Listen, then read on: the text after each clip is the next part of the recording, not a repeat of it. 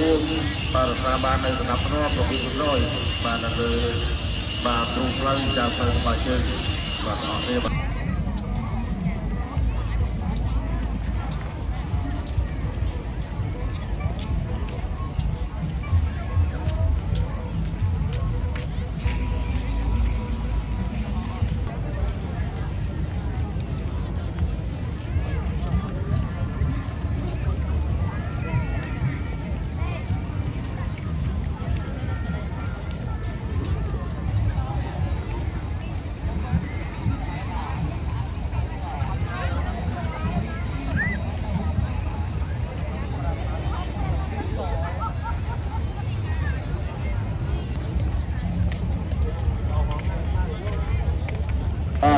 បើធ្វើយ៉ាងម៉េចយើងទុកដាក់វាខ្ចប់ឲ្យបានត្រឹមត្រូវ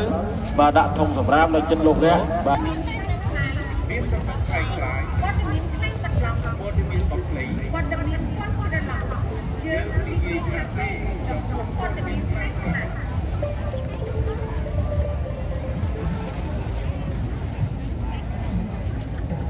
គាត់មានខ្លែងខ្លាយជាសាច់គ្រឿងដែលត្រូវបាន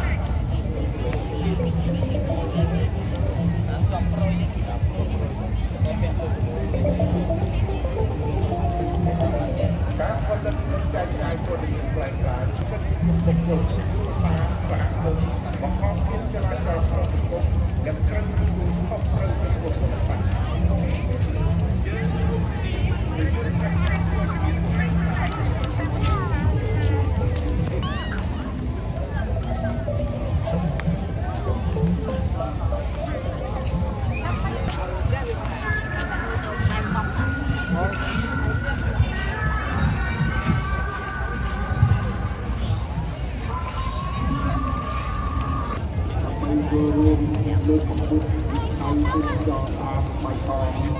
មានសុវត្ថិ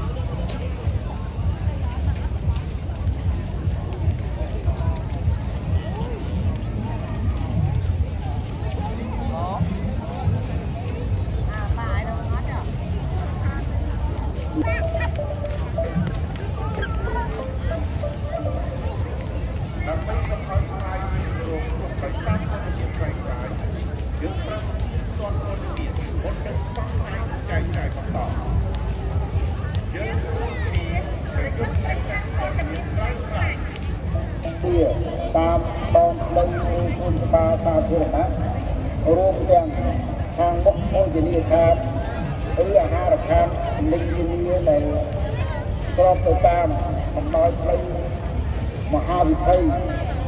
ព្រះទីសម្រាប់បាយបាន800ជាម្សិលបាន800អូចឹងម្សិលមិញលុយតាហាត់តិចនេះបាទម្សិលមិញលុយតាហាត់តិចយកបាន999មែនទេបងបាទអូខេអរគុណច្រើនមកតាមជូន